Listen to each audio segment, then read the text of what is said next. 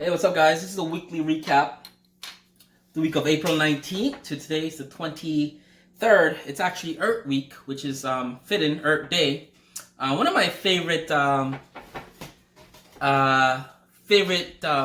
celebratory days, not really a holiday.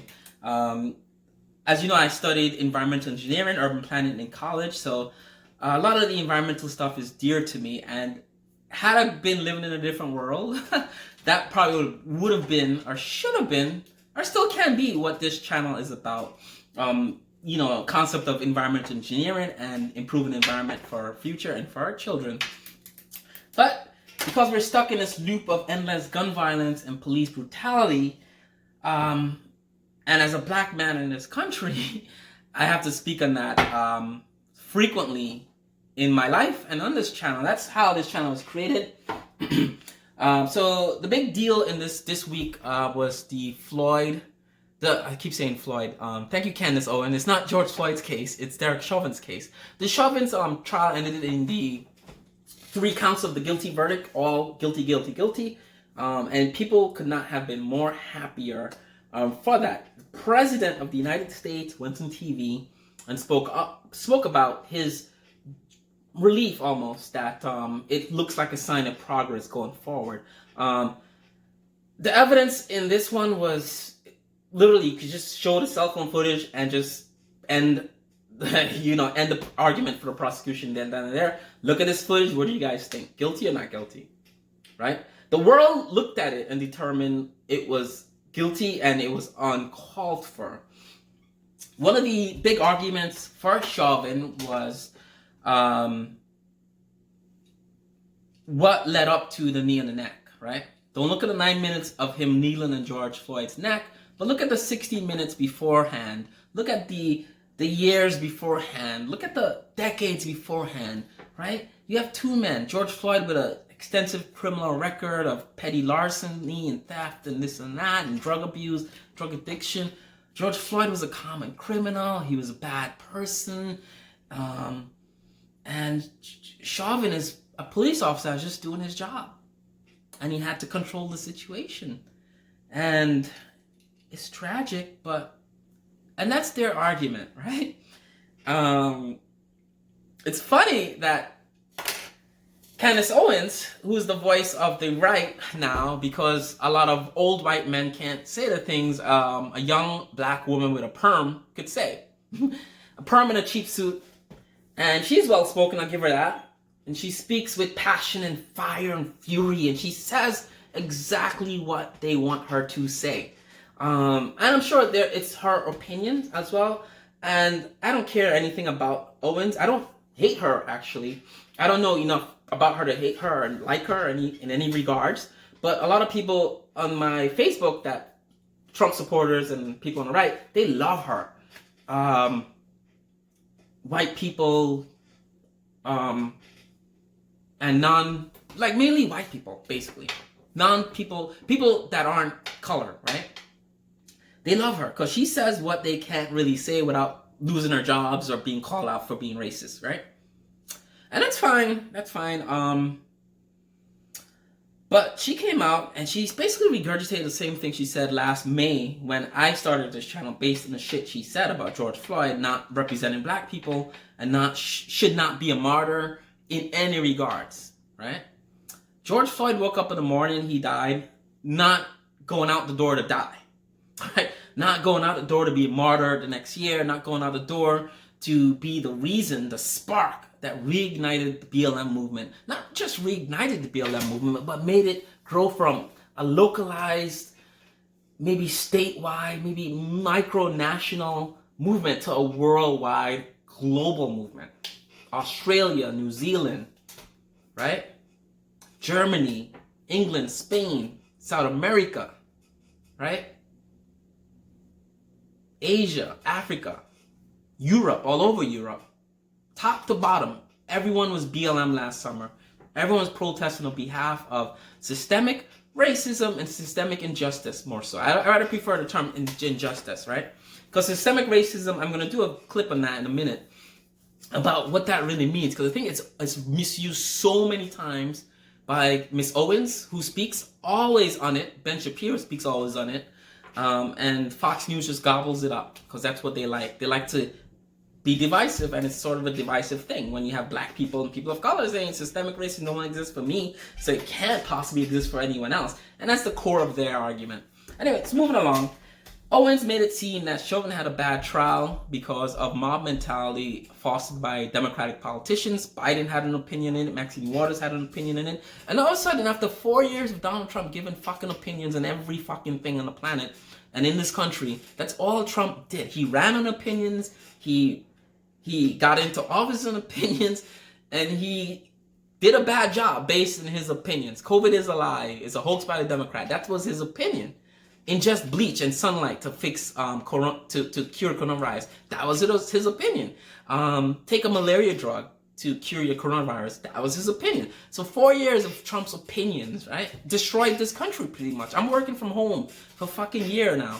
Past a year, I'm still working from home because nothing was done in the first literally 9 months of coronavirus in this country, and that was based on Trump's opinion, right? So if you look at opinions hurting the country, right? You're going to pick Biden, given a singular opinion on one thing he didn't even speak on before or follow daily on Twitter, tweeting out what he felt? No. He got one opinion in a news conference on it. Maxine Waters said some stuff in the middle of the night in an unofficial interview on the street, surrounded by people that voted for her and felt the same way she felt, right? And she's representing a politician that represents a certain group of people, right? Right? Marjorie Greene Taylor, Jewish space lazily, don't represent me. Her opinions won't affect me in New York. It, some extent, would inspire hate towards Jewish people and people of color, right? But it won't affect me, right? I have no complaints against Marjorie Greene Taylor and her creepy politics. But what Maxine Waters said is almost, yeah, I can see what, but it's not a mob mentality. It's someone saying their opinions, right? Right? And she's not shifting blame on some a group of entire race of people, right? She's not saying all police are this, all white people are this, right? She didn't say that. She didn't say go after police or go after white people, right? No. One man was in trial, and one man was in trial only. It wasn't George Floyd, right? Owens liked to bring up Floyd's history to prove that Chauvin is somehow innocent, right? And one of her things she recently said was, why wasn't the body cam footage released during the trial to show what led up to the knee on the neck, right? Didn't think of that. I saw multiple body cam footage during the trial. Not sure from which officers they came from. At one point, there was a long montage of an officer across the street talking to two people who were in the car with Floyd. And that was like maybe 13 minutes of his cam footage straight on, him talking to them and looking across the street from his perspective at what was going on behind the SUV. Right? So there were body cam footage released. Police departments release footage when things happen. More recently, Ma'Khia Bryant got killed by the police. Within hours, the footage was released simply because they knew the way it sounded. 15-year-old girl was shot 4 times by police in the chest after calling police to help her from girls attacking her in front of her house. That looks fucking bad. Release the body cam footage, justify the officer. Okay, everyone was angry at first, but then simmered down, right? I know LeBron James had some stuff in his Twitter. He took it down. We saw the body cam footage. Actions were justified. Reason prevailed, right? No one went out and riot. No one went out and burned anything down, right? Because we saw what actually happened. Police department released these footage on their reconnaissance. It's not up to me. It's not up to Ma'Khia Bryant's family to release footage, right? So think about that. Anyway, so it brings me to this point in my weekly recap. Tonight, if you watch 2020, it's a show in America. It's on channel 7 here, ABC. They apparently have found some stuff that was not released during the trial regarding the person that was on trial, right? The person, Derek Chauvin, right? He has a quite an interesting rap sheet on this police officer, right? That we're supposed to respect and look up to, and he represents police departments, and he's gonna be the downfall of, his verdict is going to be downfall of policing in America. Well, I'd like you to look at this clip I'm going to play in a minute, right? Officers told the son to lie on the ground, which he refused. Chauvin allegedly then hit the 14-year-old boy in the head so hard he needed stitches, grabbing the teen by the throat, causing him to lose consciousness and fall to the ground. Frank wrote, noting the teen's ear began bleeding, and about a minute after going to the ground, the child began repeatedly telling the officer that he could not breathe. He allegedly held the boy down with his knee for nearly 17 minutes. The U.S. Justice Department is still weighing whether to bring federal charges against Chauvin. We also have more information this morning about Chauvin's life on the force and off. Despite several commendations and awards during his 19-year career, Chauvin was named in at least 17 complaints, including one alleging excessive force during a traffic stop. But the jury, who found Chauvin guilty on all 3 counts, was not privy to the entirety of that information.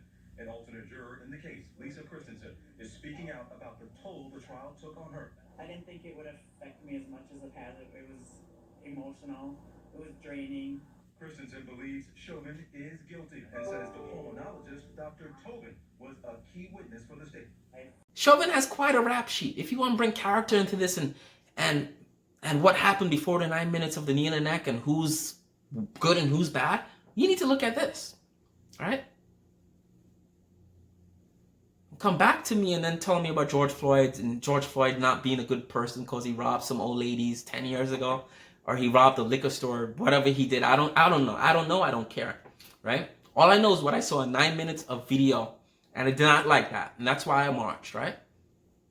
Right? Black men have been criminalized for too long in this country. And the funny thing is, Floyd died, and this pisses me off more than anything else in this whole case. And that's kind of why I started channeling after listening to Candace Owen. The man died, right? He died. Derek Chauvin didn't die. George Floyd died, right? Think about that. He died. He's not here. He's not on trial. When you die, right? Is he still going to go to jail for stuff he did 10 years ago for being on drugs or having drugs in the system at the time of his death? No. He died. Right? A man died. Right? A man died. And to justify his killer, right? To say his killer is a victim, Chauvin is a victim of mob mentality influencing a jury panel and the judge in the trial, right? Right? A white police officer killed a black man, right? And he's now convicted of it. But the black man that died, right, is somehow viewed by Candace Owen and Tucker Carlson, people on the right, as some sort of perpetrator or some sort of ignition for this BLM movement that's breaking America apart, right? His death, almost like he's responsible for it, right? But Chauvin is a victim. And that's the flip side of it. And that blows my mind. Chauvin is a victim, right? The police departments were not on trial. Chauvin was on trial. End of story. George Floyd died. End of story. He's not on trial, right? If the police have a problem with it, don't kill your assailants, right? If you want to say this guy is such a bad guy, try not to kill them. Try not to kill black people when you appear on the scene, right? You go to Breonna Taylor's home for a no-knock warrant, try not to kill anyone, right? Right? If you're so convinced that these people are guilty of their crimes, right? And by the fact that people say that, and someone dies on the scene of an arrest, it shows some sort of police bias towards the person, right? It's not Judge Dredd, right? We don't live in a Judge Dredd society where police are judges on scene of crimes, right? You arrest someone, you bring them in. That's the job of a police officer. It's that simple, right? You're not fucking detectives, right? You're not a judge. Arrest someone, bring them in, and sort it out later on. I'm getting stopped for speeding on a traffic stop. Arrest, take my information, give me a ticket, go on about your business. You're not some judge of me. You're not my executioner, right? And that needs to stop, right? I know policing is somewhat could be boring and tedious, right? That cops feel the urge to go the extra step for black people, not for white people, for black people. Let's go the extra step because I think he might be guilty. I think he might have something in the system. I think he might be resisting arrest. I'm stopping this kid for trees hanging in his window. Tags are expired. I think there might be more to this kid. Let's go the extra mile for him, right? I said the other day, my neighborhood, a white lady hit and run a bicyclist, a motorcyclist, whatever. Guy was in the hospital a month after the incident. She's on panel now. My friend is sitting in a jury for it, and he's like, this white lady did this on a holiday weekend at 2 a.m. in the morning, 1 a.m. in the morning, and went through two police traffic stops. No headlights on in both stops. One, she ran a stop sign doing an illegal turn or something like that. Go on your business, miss. Speeding 41 in a 25, no headlights on. Go on about your business, miss. And she could have killed someone minutes before those traffic stops. Right? Police let her go. Why did you guys let her go? Like, it's a holiday weekend. You didn't at least do her sobriety test or nothing? Oh, she did not. And these white officers, right? 4 separate white officers, right? Individual officers. She did not fit a profile of someone that would have been drinking that night or someone that would have done something illegal that night. They literally said this in the court of law. She did not fit some sort of profile of something they're looking out for while on patrol. And literally, this woman could have killed someone minutes before. And she could have gotten scotch clean away with it had it not been for the LPRs, the license plate readers that we have scattered about our cities, where if there's something happening at an intersection or address, police departments can pull up cameras from that area. The cyclist said it was a red vehicle, license plate, run it, go to her house to arrest her. The only way she got caught was through that technology. The technology that defund the police movement want more of. Less bullets, more of this technology. How funny is that? Right? So, have a good weekend, guys. That's my spiel, my weekly wrap-up. It's a long week. Spring is here upon us in the northeast of America. And thank you for watching. Bear with me. These videos are very stressful to do. I feel like I'm getting gray hair and bags under my eyes. Social justice stuff or social commentary stuff is very, very, very intense, especially in this country. But it has to be done.